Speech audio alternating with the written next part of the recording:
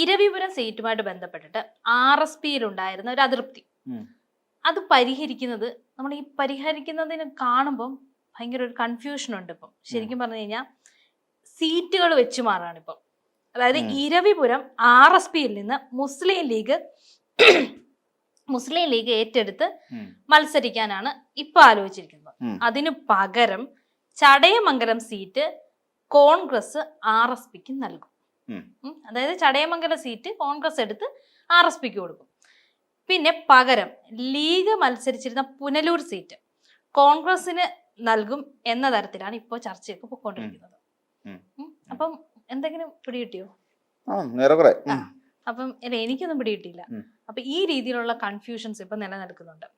അപ്പൊ ഇതുവരെ എന്താ RSPയിൽ നിന്നും ഒരു അനുമതി ഇവർക്ക് കിട്ടിയിട്ടില്ല. ഈ അനുമതി കൂടി വന്നെങ്കിലേ ഇതിനെ ഒരു വ്യക്തമായ ചിത്രം നമുക്ക് കിട്ടത്തുള്ളൂ, അല്ലെങ്കിൽ ഇതിൽ ഉറപ്പ് വരുത്താനും പറ്റത്തുള്ളൂ. ഇതില് നമ്മൾ മനസ്സിലാക്കേണ്ട ആദ്യം നമ്മൾ ഈ 3 മണ്ഡലങ്ങൾ എങ്ങനെയുള്ള മണ്ഡലങ്ങളാണ് എന്ന് നമുക്ക് നോക്കാം. ആദ്യം നമുക്ക് ഇരവിപുരം മണ്ഡലം നോക്കാം. ഇരവിപുരം മണ്ഡലത്തെ സംബന്ധിച്ചിടത്തോളം ഇരവിപുരം മണ്ഡലം ശരിക്കും പറഞ്ഞാൽ ഒരു ഇടത് കോട്ടയാണ്, ശക്തമായ ഇടത് കോട്ട എന്ന് തന്നെ പറയേണ്ടി വരും. ഇപ്പൊ എനിക്ക് തോന്നുന്നു M നൗഷാദ് എന്ന് പറയുന്ന ഒരാളാണ് ഇപ്പം അവിടുത്തെ MLA ആയിട്ടിരിക്കുന്നത്. അത് CPI കാരനാണ്, CPIയുടെ സ്ഥിരം സീറ്റ് അത്. എനിക്ക് തോന്നുന്നു അതായത് ഈ RSP NK പ്രേമചന്ദ്രന്റെ തോന്നിവാസം കാരണം ഈ ആ നാട്ടിലെ വലിയ ശക്തമായ ഒരു പേരൊക്കെ വിളിക്കുന്നത് മുഖ്യമന്ത്രി പിണറായി വിജയൻ പ്രേമചന്ദ്രന് ഒരു വിശ്വവിഖ്യാതമായ ഒരു വിളി വിളിച്ചു. കാര്യം കയ്യിരിപ്പ് അങ്ങനെ ആയതുകൊണ്ട് വിളിച്ചതാ. അപ്പൊ ഈ NK പ്രേമചന്ദ്രൻ ഇവിടെ നിന്ന് UDFിലേക്ക് കളം മാറി ചവിട്ടുന്ന വരെ ആ സീറ്റ്, ഇരവിപുരം സീറ്റ് RSPയുടെ സ്വന്തമായിരുന്നു. എങ്ങോട്ടും നോക്കണ്ട, RSPക്കുള്ള സീറ്റ് തന്നെയായിരുന്നു.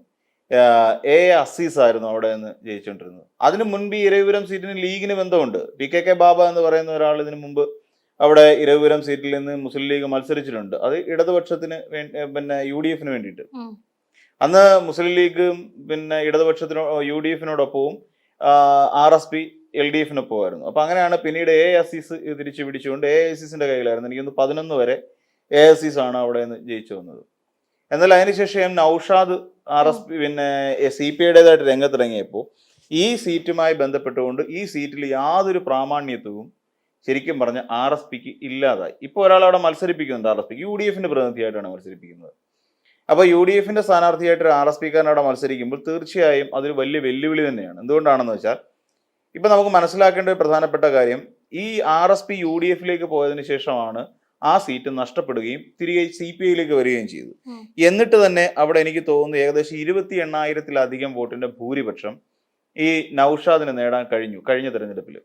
എന്ന് വെച്ചാൽ അതിന്റെ അർത്ഥം ഇത്രയേ ഉള്ളൂ, ഈ കഴിഞ്ഞ കാലങ്ങളിൽ A അസീസിൽ നിന്ന് വിജയിച്ച ആ LDFിന്റെ സീറ്റിൽ പണിയെടുത്തതും വോട്ട് കിട്ടിയതുമെല്ലാം CPIയുടെയും CPMന്റെയും വോട്ട് തന്നെയായിരുന്നു. അതിൽ വളരെ കുറവായിരുന്നു RSPയുടെ വോട്ട്. എന്ന് വെച്ചാൽ RSP ഇനിയും UDFിൻ്റെതായ അവിടെ മത്സരിക്കാൻ നിന്ന് കഴിഞ്ഞാൽ തോൽവി തന്നെയായിരിക്കും ഫലം. RSPയുടെ വിരലിൽ എണ്ണാവുന്ന വോട്ട് മാത്രമേ തിരിച്ച് RSP കിട്ടൂ. ബാക്കി വരുന്ന LDFിന്റെ CPIയുടെയും CPMന്റെയും വോട്ടുകളെല്ലാം തീർച്ചയായിട്ടും ഈ പറയുന്ന അവിടുത്തെ LDF സ്ഥാനാർത്ഥിയിലേക്ക് കോൺസെൻട്രേറ്റ് ചെയ്യും എന്നുള്ള കാര്യം 100% ഉറപ്പാണ്. അപ്പൊ അതുകൊണ്ട് തന്നെ RSPക്ക് അവിടെ പൂർണ്ണ വിശ്വാസത്തോടു കൂടി അവിടെ മത്സരിക്കാൻ സാധിക്കില്ല. ഇനി അടുത്ത് ചടയമംഗലം സീറ്റിനെ കുറിച്ചിട്ടാണ്. ചടയമംഗലം സീറ്റ് എന്ന് പറഞ്ഞു കഴിയുമ്പോൾ അവിടെ ഇപ്പോൾ നിൽക്കുന്നത് ചിഞ്ചുറാണിയാണ്. ആ ചിഞ്ചുറാണി അതൊരു ഇടതുകോട്ട തന്നെയാണ്.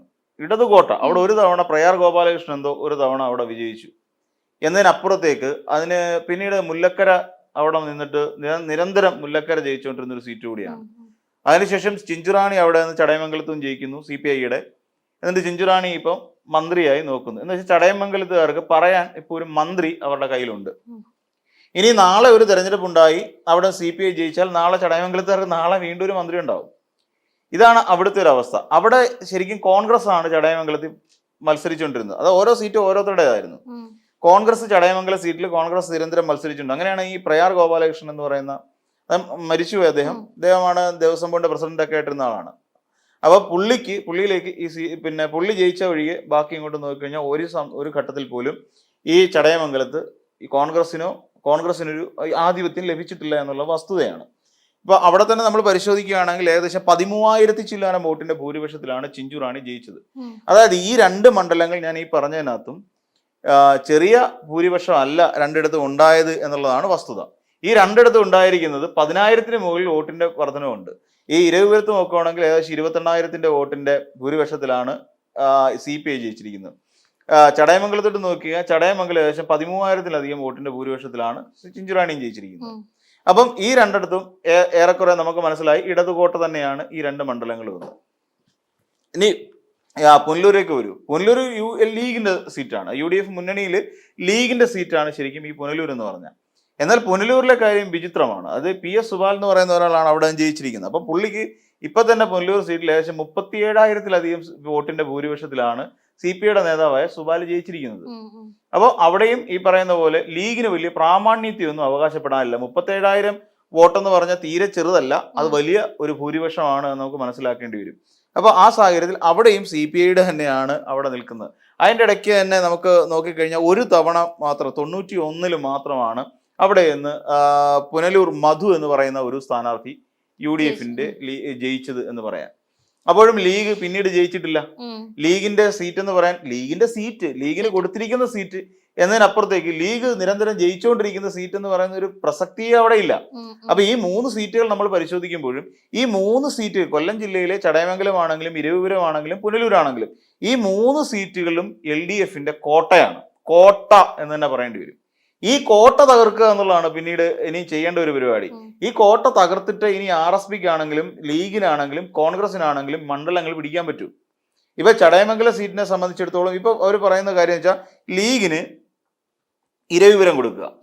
അപ്പൊ ഇരവിപുരത്ത് എനിക്ക് തോന്നുന്നു സുൽഫിക്കർ സലാം എന്ന് പറയുന്ന ഒരു സ്ഥാനാർത്ഥിയെ മുസ്ലിം ലീഗ് ഇറക്കിക്കൊണ്ട് അവിടെ മുസ്ലിം വോട്ടുകളെല്ലാം കൂടെ കമ്മ്യൂട്ട് ചെയ്ത് പിടിച്ചുകൊണ്ട് മുസ്ലിം ലീഗിന് പിടിച്ചുകൊണ്ട് ഇവിടെ ജയിക്കുക എന്നുള്ളതാണ്. പക്ഷെ നമ്മൾ ആലോചിക്കും, നൗഷാദാണ് കഴിഞ്ഞ തവണ CPIയുടെ സ്ഥാനാർത്ഥിയോട് മത്സരിച്ചത്. അപ്പൊ അവിടെ അതും ഏക്കത്തില്ല. പിന്നെ മുസ്ലിം ലീഗ് എന്ന് പറയുന്ന ഒരു പാർട്ടിക്ക് ഇരവിപുരത്ത് അത്ര വലിയ വേരോട്ടമുള്ള പാർട്ടിയൊന്നും അല്ല. പിന്നെ എന്താണ് ഇവരുടെ കോൺഫിഡൻസ്? അപ്പോൾ കോൺഫിഡൻസ് എന്ന് പറഞ്ഞാൽ പ്രത്യേകിച്ചൊന്നും ഇല്ല ഇതിനകത്ത്. കോൺഫിഡൻസ് എന്ന് പറയുന്നത് ഇതാണ്, സുൽഫിക്കർ സലാം എന്ന് പറയുന്ന ആളിനെ ഇറക്കിക്കൊണ്ട് സീറ്റ് പിടിക്കുക എന്നതിനപ്പുറത്തേക്ക് അവിടെ എന്ന് വെച്ചാൽ അവിടെ ഒരു ലീഗിന്റെ സ്ഥാനാർത്ഥി വന്നാൽ മുസ്ലിം വോട്ടുകൾ അപ്പാടെ, അതായത് CPIയിലേക്ക് പോയിക്കൊണ്ടിരിക്കുന്ന മുസ്ലിം വോട്ടുകൾ അപ്പാടെ തിരിച്ചിങ്ങോട്ട് കൊണ്ടുവരാൻ കഴിയും. ഇപ്പം അവിടെ എനിക്ക് തോന്നുന്നു വിഷ്ണു എന്നോ മറ്റോ പറയുന്ന ഒരു വിഷ്ണു മോഹനോ എന്ന് പറയുന്ന സ്ഥാനാർത്ഥിയാണ് RSP ഇപ്പോൾ അവിടെ നിർത്തിയിരിക്കുന്നത്. അത് NK പ്രേമേന്ദ്രന്റെ ഒരു പിന്നെ ഇതാളാണ്. NK പ്രേമേന്ദ്രന്റെ വളരെ അടുത്ത കക്ഷിയാണ്. ആദ്യം കാർത്തിക് പ്രേമേന്ദ്രന്റെ നിർദ്ദേശപ്രകാരം കാർത്തിക് പ്രേമേന്ദ്രനെ അവിടെ ഇറക്കാനൊക്കെ തീരുമാനിച്ചിരുന്നതാണ്. അപ്പൊ കാർത്തിക് പ്രേമേന്ദ്രനെ ഇറക്കാൻ തീരുമാനിച്ചെടുത്തു എന്നാണ് അദ്ദേഹത്തിന്റെ നോമിനിയായി വേറൊരാളെ അവിടെ മത്സരിപ്പിക്കുന്നത്. അപ്പൊ അവിടെ ഒരു ഹിന്ദു സ്ഥാനാർത്ഥിയാണ് അവിടെ ഇറക്കുന്നത്. ഇവിടെ ഇപ്പം നമ്മൾ നോക്കേണ്ട ജാതി സമവാക്യം പൊരുത്തപ്പെടാൻ വേണ്ടിയിട്ട് ഈ ഒരാളിനെ അവിടെ കൊണ്ട് മത്സരിപ്പിക്കാം, RSPയുടെ ആളായിട്ട് മത്സരിപ്പിക്കാം എന്നുള്ള തീരുമാനത്തിലാണ് ഈ പറയുന്ന. അപ്പോൾ ലീഗിന്റെ സ്ഥാനാർത്ഥി എന്നുള്ള നിലയിലേക്ക് ഈ പറയുന്ന സുൽഫിക്കർ സലാം അവിടെ ഇരവിപുരത്ത് മത്സരിക്കുന്നു. ഇരവിപുരത്ത് മത്സരിച്ച് കഴിയുമ്പോൾ പുള്ളിക്ക് ആ മുസ്ലിം വോട്ടുകൾ കമ്മ്യൂട്ട് ചെയ്ത് കിട്ടും. അങ്ങനെ ഇവിടെ ഒരു വിജയം ഉറപ്പാക്കാൻ സാധിക്കും എന്നുള്ളതാണ് ഇപ്പൊ അവർ ചിന്തിക്കുന്ന ഒരു പൊസിഷൻ. പക്ഷേ നൗഷാദ് തന്നെയായിരിക്കും മിക്കവാറും CPIയുടെ സ്ഥാനാർത്ഥിയായിട്ട് അവിടെ അവരോധിക്കപ്പെടും. ഇതിൽ സ്ഥാനാർത്ഥി പ്രഖ്യാപനം അവിടെ പൂർണ്ണമായിട്ടില്ല. അപ്പൊ അങ്ങനെ വരുന്ന സാഹചര്യത്തിലും ഈ പറയുന്ന വലിയ വിജയം ഉണ്ടാകാൻ സാധ്യതയില്ല. അതിനുശേഷം ചടയമംഗലം കോൺഗ്രസിന്റെ സീറ്റായ ചടയമംഗലം വിട്ടു മാറിക്കൊണ്ട് അവിടേക്ക് ഇരവിപുരത്ത് നിന്ന് റിലീസാവുന്ന RSPയെ അവിടെ മത്സരിപ്പിക്കുക. അപ്പം ചടയമംഗലം സീറ്റിലേക്ക് ചടയമംഗലത്തേക്ക് RSPയെ മത്സരിപ്പിക്കുകയും തുടർന്ന് ലീഗ് വിട്ടൊഴിഞ്ഞു പോകുന്ന പുനലൂരിലേക്ക് കോൺഗ്രസിനെ കൊണ്ടുവന്ന് മത്സരിപ്പിക്കുകയും ചെയ്യാം. ഇങ്ങനെ ഒരു ട്രയാങ്കിൾ ഷേപ്പിലുള്ള അഡ്ജസ്റ്റ്മെന്റ് ആണ് ഇവരിപ്പോൾ നടത്താൻ ഉദ്ദേശിക്കുന്നത്.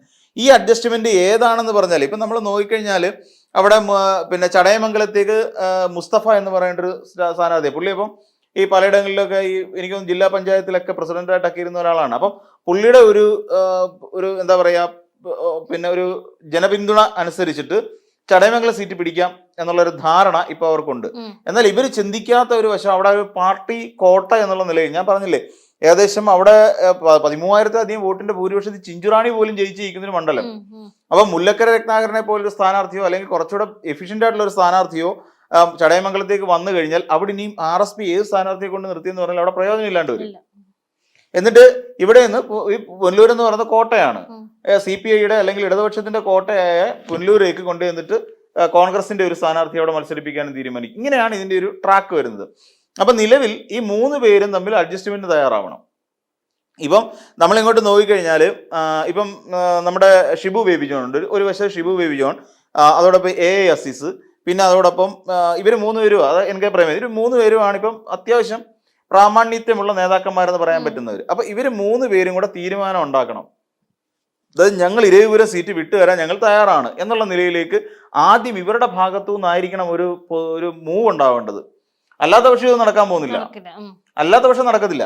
അതില് ഏറ്റവും പ്രധാനപ്പെട്ട പ്രശ്നം എന്താണെന്ന് വെച്ച് കഴിഞ്ഞാൽ ഈ NK പ്രേമേന്ദ്രന്റെ നോമിനിയായ സ്ഥാനാർത്ഥിയെ ഇരവിപുരത്തല്ലാതെ വേറെടുത്തും മത്സരിപ്പിക്കാൻ പറ്റത്തില്ല. ചടയമംഗലത്ത് കൊണ്ടുപോയി മത്സരിപ്പിക്കാൻ പറ്റത്തില്ല. ഇനി അതല്ല ചടയമംഗലമാണ് ഇവർക്ക് കൊടുക്കാൻ ഉദ്ദേശിക്കുന്നത്. ചടയമംഗലത്ത് കൊണ്ടുവന്ന് ഈ പറയുന്ന ആളിനെ കൊണ്ട് മത്സരിപ്പിക്കുന്നതുകൊണ്ട് പ്രയോജനമില്ല. കാര്യം ഇത് ഒരു പ്രത്യേക തരത്തിലുള്ള അഡ്ജസ്റ്റ്മെന്റിന്റെ ഭാഗമായിട്ടാണ്, അല്ലെങ്കിൽ ഒന്നീ കാർത്തിക് പ്രേമേന്ദ്രൻ അല്ലെങ്കിൽ ഇയാള് എന്നുള്ളത്. അപ്പൊ ഈ സ്ഥാനാർത്ഥിയെ അവിടെ കൊണ്ട് മത്സരിപ്പിക്കാനും പറ്റത്തില്ല. അപ്പൊ അങ്ങനെ വരുമ്പോൾ ഈ പറയുന്ന ആ ഒരു സീറ്റ് നഷ്ടപ്പെട്ടു പോകാനുള്ള സാധ്യത ഇപ്പോഴും ഈ RSPക്കുണ്ട്. RSP എന്ന് പറഞ്ഞാൽ വലിയ പാർട്ടി ആയിരുന്നു മുൻപ്. അതായത് LDFനൊപ്പം നിൽക്കുന്ന സമയത്ത് NK പ്രേമേന്ദ്രൻ മന്ത്രിയായിരുന്നു. NK പ്രേമേന്ദ്രൻ മന്ത്രിയായിരുന്നു. അതായത് LDF വിട്ടതിന് ശേഷം ഇന്ന് RSP എന്ന് പറയുന്ന ഒരു MLA പോലും ഇല്ലാത്ത ഒരു പാർട്ടിയാണ് RSP. അത്രത്തോളം വൃത്തികെട്ട അല്ലെങ്കിൽ അത്രത്തോളം തരംതാണ് പോയ ഒരു പാർട്ടി എന്ന് പറയത്തില്ലേ. കാര്യം ഒരു പ്രയോജനമില്ല ആ പാർട്ടിയെ കൊണ്ട്. നാട്ടുകാർക്ക് പ്രയോജനമില്ല. പ്രയോജനം ഉള്ളത് എനിക്ക് തോന്നുന്നു ഇയാൾക്ക് മാത്രമാണ്, പ്രേമേന്ദ്രന് മാത്രമാണ്. പ്രേമേന്ദ്രൻ ഇപ്പോഴും ഒരു ലോക്സഭാ അംഗമായി നിലനിൽക്കുന്നത് ഈ പാർട്ടിയുടെ പച്ചയിലാണ്, അത് കൊല്ലത്ത് നിന്ന്. അല്ലാതെ വേറെ ആർക്കും യാതൊരു അവകാശവും ഇല്ല. അസീസ് പോലും അല്ല. അസീസൊക്കെ നിന്നിരുന്ന ആൾക്കാരല്ലേ. അപ്പൊ ഇവരെ സംബന്ധിച്ചിടത്തോളം ഇനി ഇങ്ങനെ ഒരു വിട്ടുവീഴ്ചയ്ക്ക് തയ്യാറാവാൻ ഇവർ തയ്യാറാകുമോ എന്നുള്ളതാണ് അടുത്ത ചോദ്യമായിട്ട് വരുന്നത്. അപ്പൊ ഇത് RSPയുടെ അനുവാദം ഇല്ലാതെ തന്നെ എന്തിനാണ് അപ്പൊ ഇങ്ങനെ ഒരു പ്രചരണം ഇവർ നടത്തുന്നത്? ഇവർക്കിപ്പോ ഒരു ആവശ്യം എന്ന് വെച്ച് കഴിഞ്ഞാൽ ലീഗിനെ ഇവര് തെറ്റിദ്ധരിപ്പിക്കുകയാണ്. ഒന്നാമത്തെ കാര്യം, തെക്കൻ കേരളം എടുത്തു നോക്കൂ. തെക്കൻ കേരളത്തിൽ 1-2 സ്ഥലങ്ങളിലൊക്കെ ലീഗ് പണ്ട് മത്സരിച്ചിട്ടുണ്ട്. കഴക്കൂട്ടത്തടക്കം ലീഗ് മത്സരിച്ച് PKK ബാബ അവിടെ കഴക്കൂട്ടത്തൊക്കെ മത്സരിച്ചാണ്. അപ്പം ഇങ്ങനെ ഒരു മത്സരം ഇതിന് മുൻപ് നടന്നിട്ടുണ്ട്. അപ്പൊ ആ പലയിടങ്ങളിൽ നിന്നും ലീഗിന്റെ തെക്കൻ സൈഡിലുള്ള ആ ഒരു ഇതെടുത്ത് മാറ്റി, എന്ന് വെച്ചാൽ ആ ഒരു പ്രാധാന്യം എടുത്ത് മാറ്റി. ഇപ്പൊ ലീഗിന് വലിയ പ്രാധാന്യമൊന്നുമില്ല. ഇപ്പൊ ഈ പറയുന്ന പോലെ പുനലൂർ മത്സരിക്കുന്നുണ്ട്. എത്ര പേർക്കറിയാം പുനലൂർ ലീഗ് മത്സരിക്കുന്നു എന്നുള്ള കാര്യം? അത് ലീഗിലുള്ളവർക്കും അതുപോലെ രാഷ്ട്രീയത്തെ കൂടുതൽ കൂലങ്കഷമായി കാണുന്നവർക്കും മാത്രമേ പുനലൂർ ലീഗ് മത്സരിക്കുന്നുണ്ട് എന്നുള്ള അറിയാം. അവിടെ മുസ്ലിം പ്രാധാന്യമുള്ള പ്രദേശം തന്നെയാണ് ഇതെന്ന് പറഞ്ഞത്. പക്ഷെ ഈ മുസ്ലിങ്ങളിൽ കൂടുതലും പുനലൂരുള്ളവരിൽ കൂടുതലും ഇടതുപക്ഷക്കാരാണ്. അതാണ് പ്രശ്നം. കോൺഗ്രസ്സുകാർ എണ്ണം വളരെ കുറവാണ്. അതുകൊണ്ടാണല്ലോ ഇടത് കോട്ട എന്നുള്ളതല്ലേ. 37,000-ലധികം വോട്ടിന്റെ ഭൂരിപക്ഷത്തിലാണ് സുബാൽ എന്ന് പറയുന്ന സ്ഥാനാർത്ഥി അവിടെ നിന്ന് ജയിച്ചു പോയത് CPIയുടെ. അപ്പൊ അവിടെ അതിനനുസരിച്ച് ഒരു പ്രാധാന്യം എപ്പോഴും അവിടെയുണ്ട്. പിന്നെ എനിക്ക് തോന്നുന്നു ഈ കൊല്ലത്തിന്റെ ഒരു കിഴക്കൻ ബെൽറ്റ് ഉണ്ടല്ലോ, കിഴക്കൻ ബെൽറ്റ് കംപ്ലീറ്റ് ഒരു CPIയുടെ ഒരു ആധിപത്യമുള്ള പ്രദേശമാണ്.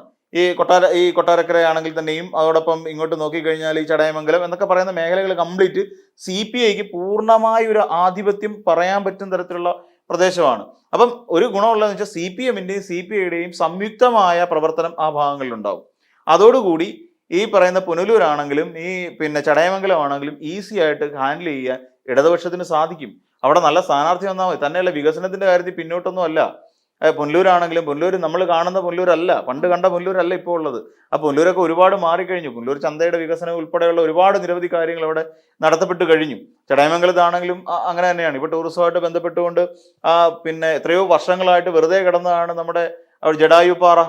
എത്രയോ കാലമായി അങ്ങനെ കിടക്കാൻ തുടങ്ങിയിട്ട്. എന്നിട്ട് ഇപ്പം അത് പൂർണ്ണമായ തോതിലേക്ക് അത് സഞ്ചാരികൾക്ക് വേണ്ടി തുറന്നു കൊടുക്കുന്ന തരത്തിലേക്കും അവിടേക്കുള്ള റോഡുകളുടെ വികസനങ്ങൾ, അതിന് ചുറ്റുവട്ടത്തുള്ള പ്രദേശങ്ങളുടെ വികസനങ്ങൾ, ഇതൊക്കെ സാധ്യമായത് എന്തുകൊണ്ടാണ്?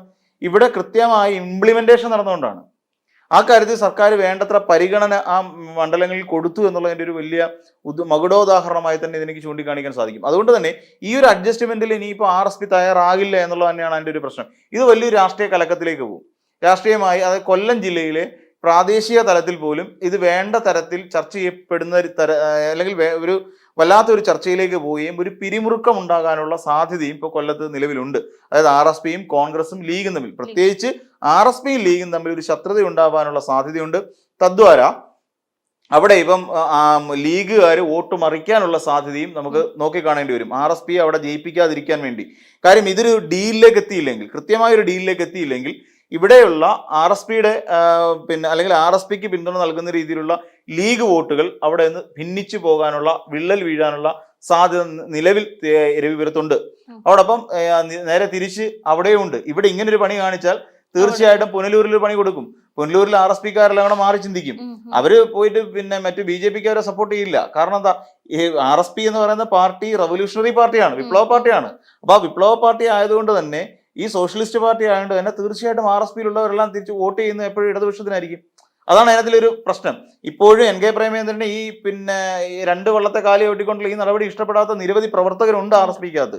അവരെല്ലാം നേരെ തിരിച്ച് ഇടതുപക്ഷത്തിനെ പിന്തുണയ്ക്കും. ഇത് സ്വാഭാവികമായി ഉണ്ടാകാൻ പോകുന്ന ഒരു കാര്യം. അവർക്ക് ലീഗിനോട് താല്പര്യമൊന്നുമില്ല. അത് തന്നെ ഇവിടെ ഇങ്ങനെ ഒരു ഡീല് നടന്നില്ലെങ്കിൽ തീർച്ചയായും 2 ഭാഗങ്ങളിലും ഇതിന്റെ ഒരു അലയൊലികൾ ഉണ്ടാകും എന്നുള്ള കാര്യം തീർച്ചയാണ്.